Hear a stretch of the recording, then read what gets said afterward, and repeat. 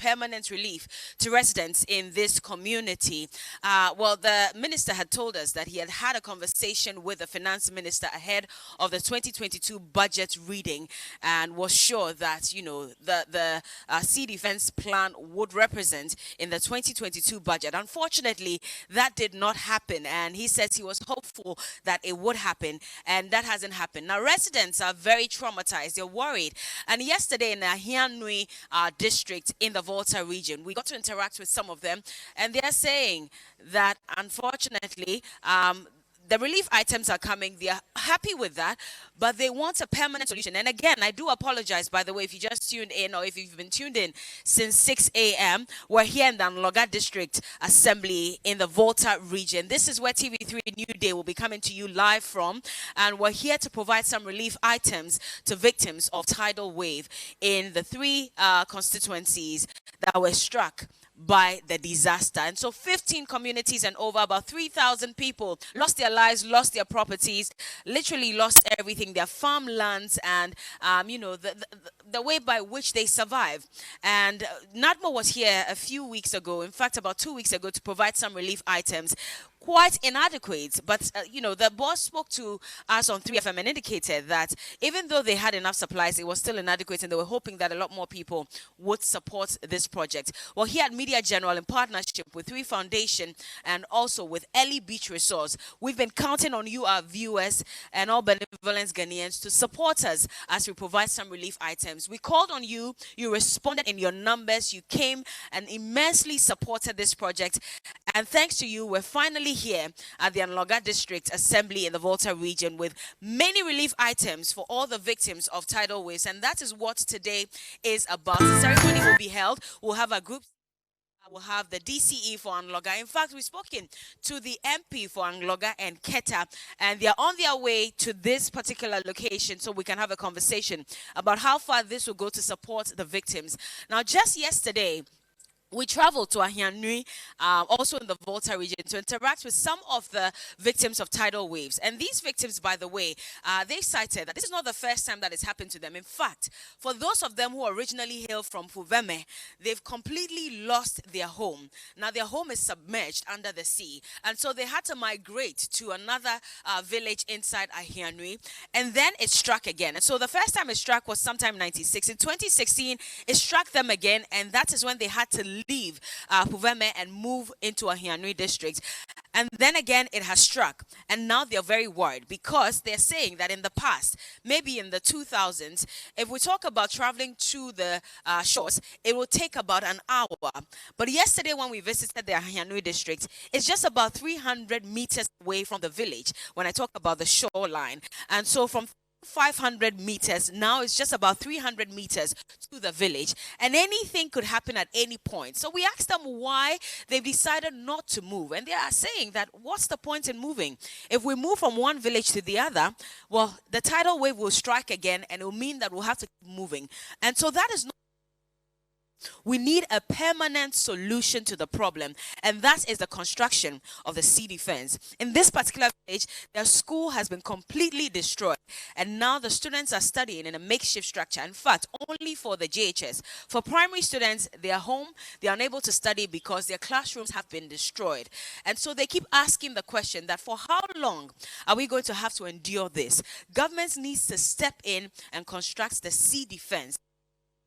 Well, minority in Parliament, of course, as we all know, on Friday, the 2022 budget, and now they're saying that there are some 5 conditions expecting the majority to respond to, and if those conditions are met, that's the only reason why they will approve the budget. And one of they're saying is that they would want the plan for the sea defense and the tidal waves and its effects on in this region to be represented in the 2022 budget. Those are one of the conditions by which they approve the budget. And this is a statement that was made yesterday by the minority. And so I'll just read a part of what they're asking for exactly. They're stressing that until government includes, reviews, and withdraws certain policies and initiatives in the 2022 budget, approve the financial estimate. So wants government to withdraw the Ejapa deal, suspend the proposed 1.75% e-levy, and they've also advocated for a proper paragraph 829 of the ACA energy deal relating to GE IEC's acquisition of stake from Aker Energy and AGM Petroleum. In addition, the minority wants government to review the benchmark value for imports, as well as provide for the Keta tidal waves disaster. And so that is very pertinent. They want government to do something about it. And so we have a Komla Kluche, and he's our parliamentary correspondent at Media General TV3. He'll be joining us so we have a conversation about this. It's quite heartbreaking. But again, we're here to provide some relief items to residents in the community who have been struck by the tidal waves and have lost their properties. Hello, Komla. Good morning. Good morning. How are you doing? I'm fine. And you? I'm good. Thank you very much. I was just the fact that yesterday we visited Ahianui, and these residents are saying that yes, the relief items are welcome, but that is not a permanent solution to the problem.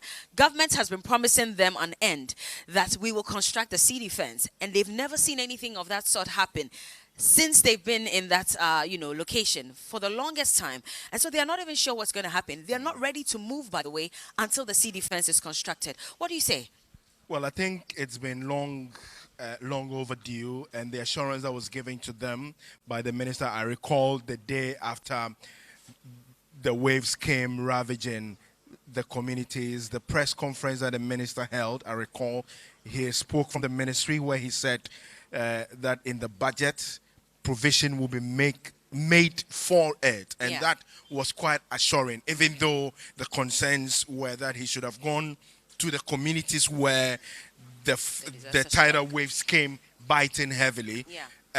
He did not go. Nonetheless, they had their representatives, that's the municipal chief executive for the Keta Municipal Assembly, the district chief executive of the the particular district assembly, that's the Angloga district assembly. He was there. I saw him on the field. Nadmo was equally there, both the regional and then the district, they were all there. So at least some argument was advanced that government representatives have been to the ground and they've been assessing the situation. Then I think a week after or so, the regional minister was also in the south to ascertain the extent of the damage. So that was a little bit assuring to them that this issue of the sea defense was going to be catered for. But then the budget was read. I recall after the budget was read, the minister, in advancing his debate on the floor, came and apologized to the people of the coast, especially the Keta, the Ketu South and Angloga side of government's inability to capture the budget, to capture the sea defense in the budget. In fact, I recall some of the NDC MPs were very angry at it. I'm not surprised that it's part of the 5 demands that they are making now. As to when that is going to happen is another matter altogether. Would it now be captured in a media review? Media review, however, well, maybe it may be captured. But many say that media review is just to come for an extra time cash. So that may not necessarily have or bulk of the money that they are looking for. But as government have the money, the reality on the grounds, as they are saying, is that they do not have the money. And the construction of this really involves millions of dollars.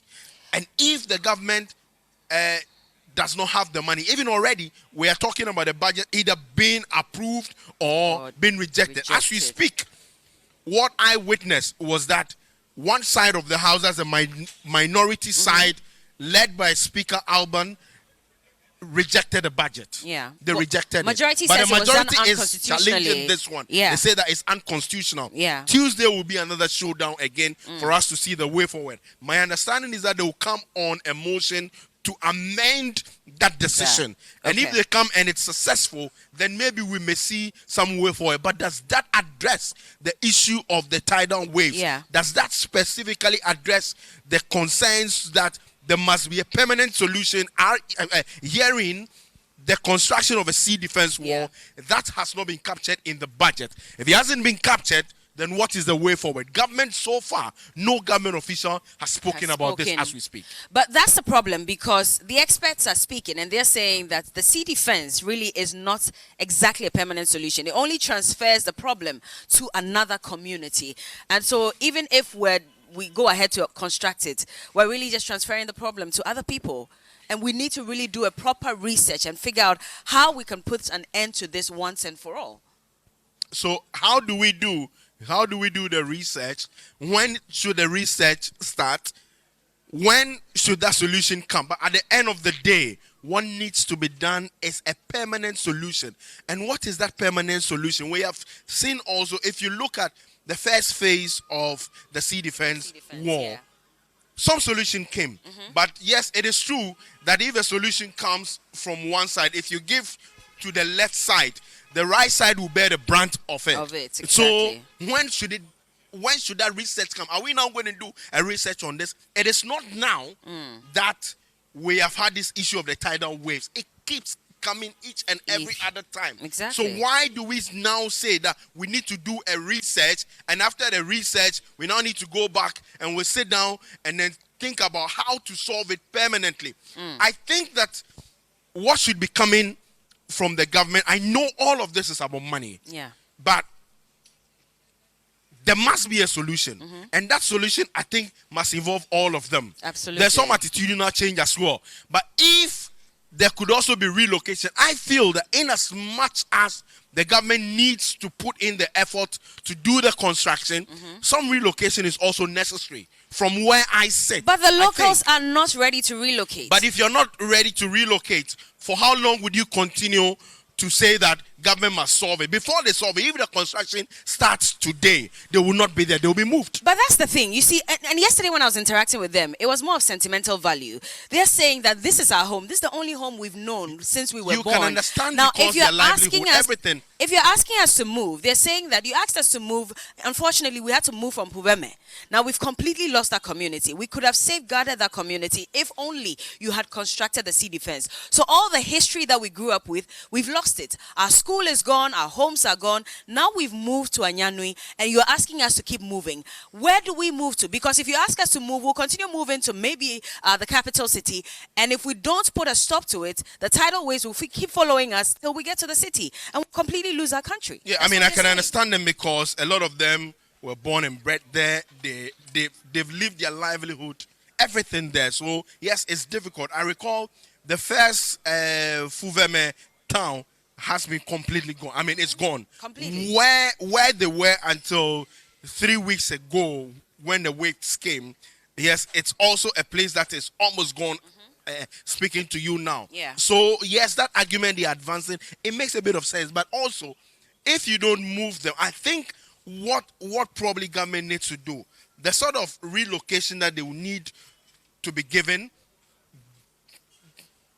that must be a bit relieving to them, to the extent that yes, they will also continue to do the fishing that they've been doing all this while. But in as much as that has not been catered for also, and also the fact that they see, the long and shortness of all of this is the fact that money is what will do all of this. The relief items that we have brought, yes, it's good. Yeah. But then after the relief items, then what next? happens? Yes. Tomorrow the waves may come again. If it Exactly. comes, what next? So that solution needs to be done. But I also think that there's a need for the people themselves to also realize that if the proposal is for you to move and go somewhere and stay there for the time being, yes, they should be able to buy into that. But there must be commitment from both sides of it. Yes, if the government is saying that we are relocating you to a particular ground so that we will be able to work on the sea defense wall, which as we speak now, we do not have anything to stand on to say that it's going to happen. There's nothing to speak to. It is not in the budget. It is so not. there's nothing to speak to. That's very problematic. And, you know, they're also concerned about casting votes because they're saying that it's not just this government that has disappointed them. Over time, all governments have disappointed them. When it's time for elections, they find a way to them and they campaign. Now, this particular community again says that it's not even just the sea defense. We don't have a clinic. We don't have, feeder roads to our community. And so if someone is even dying, if a woman is in labor, a pregnant woman is in labor, she has to walk about 40 minutes to the nearest community to access health care. So this is a problem, and it's not just about the sea defense. They feel like they've been cut off completely. There is no electricity in that community as well. So we stay there till about 6:30 p.m., and they rely on torchlights. it's completely dark, pitch black in this community. And they're saying that every 4 years, the politicians come to them, they campaign, and they ask for their votes. Once they cast their votes, these politicians disappear and they do not reappear until 4 years later when it's time to campaign again. They are disappointed in all governments, and they are asking that they fix whatever problem it is because they feel as if they've been cut off completely from everyone else. Now, interestingly, when you drive just about 30 minutes up the road to the next maybe 2-3 villages, there's electricity. Yeah. But when you get to these people, they have nothing, absolutely nothing. So they are peeved, not only because the tidal waves hit them, but because they're saying that what's the point? We vote for you, and yet every time we ask for something to be done for us, you really don't show. You only reappear. Understandably so. I completely agree with them, and I think it's about time that the politicians take them serious, and some seriousness must be attached to some of these communities. It is highly unacceptable that a community, it's 2021, we are going into 2022. Some communities, what would it take? Yes, I know it's about money, but what would it take for the government? Herein, I'm not speaking about the current administration, even in the past administration. What would it take for them to extend light to the place? Look, if you listen to some of them and some of the things that they say, the concerns that they have, they are not demanding for too much. Extend electricity to our place. Give us drinking water. Yes, if the roads are not too good, fine, but we need electricity. And we all know that in this day and age, electricity and water, it's become almost the basic necessity that yes, food they've been able to fend for themselves all this while. But why can't simply electricity be extended to where they are? Yes, there are so many issues, there are the concerns, but at the end of the day, this is what the people need. The commitment must be shown to them that yes, we care for you. I think that they deserve it. I must say that they deserve it. But then the government, I'm talking about the government hearing because yes, they are the biggest employers. They have the money. All our taxes goes to the government. The government must give them what they deserve. Absolutely. So what they are asking for, I completely side with them. In terms of their share of the national cake, it's justifiably so. Absolutely. Now, interestingly as well, so they are between the Volta Lake and the sea. Now, they're saying, and the assemblyman spoke to us in that community, and he says that, so it's not just the sea that they're worried about. Now, the Volta Lake also overflew its banks, and it's covered almost, a part of the community. So they're caught in between the two, and it's likely that very soon, in fact, by the end of this year or by next year, we will not find these communities again. Because as much as they're asking for a sea defense, they are also battling the Volta Lake, and that's also eating into their community gradually. Okay. So they want a solution. When last was the dredging done there? That's the problem. So dredging has to be done immediately. Time. Yes, it hasn't been. I think the last time was about 2 or 3 years ago. I'm not too sure on the date, but it's about 2 or 3 years ago that dredging was done. If about 2 years, let's even assume it's about a year. How long would dredging be done? I understand the dredger that was brought had a problem. VRA is the one that does the dredging, and once they've not done the dredging, automatically that forms part of the estuary. So once there's a blockade, the connection of the sea into the river and then otherwise, it clearly would be a problem. So there needs to be an urgent action regarding the dredging of the estuary. And if the estuary is dredged, that to also a very large extent will help the people, and they may not be affected by the waves as may be coming. Now we are talking about climate change. We are not too sure. It's almost December, and there's still rains all over the place. And I have not seen this growing up, that in December rains fall. But we are beginning to see it now. And then it tells you that clearly is the issue of the climate change. And this is something that we also need to take really into account. And in as much as we do that, then the people would also get some leverage of the sort, and will also be happy that they have not been neglected, so to speak. So yes, that action of the dredging, I think it should be done. I think it's one of the things that will help the people. So in case the waves do come again, maybe the effect may be a bit minimal. Definitely, it will be minimal. And we're here, by the way, at the Angloga District Assembly in the Volta region. If you just tuned in, this is TV3 Newday. Don't be confused. All of us are here. And 3 Foundation, Media General, and Ellie Beach Resorts came together to solicit help for victims of tidal waves. And so all of you contributed immensely, food items, cash, whatever relief items you were able to provide. We're very grateful to you for that. We're here in the community, and shortly that event will start where we officially distribute these items to victims of tidal wave. But we're having a conversation. Of course, Johnny and Cookie will join us shortly, but I'm here with Komla Kluche, who is a parliamentary correspondent at Media General TV3, and he's updating us on what's been happening in Parliament, especially the rejection of the 2022 budget, with minorities saying that one of the 5 conditions that they would require before they approve the budget is the representation of tidal waves and the solution to this problem in the 2022 budget.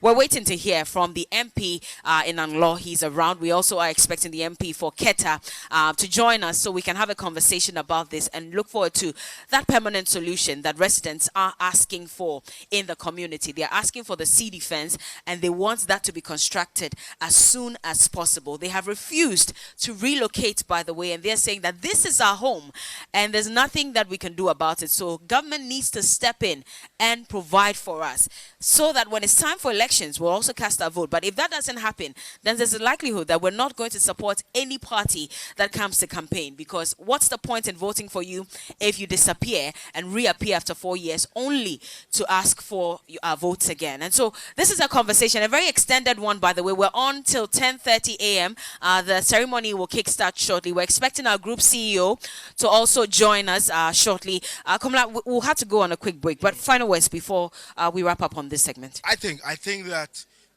much as the people are really expecting a lot from the government immediately, I think some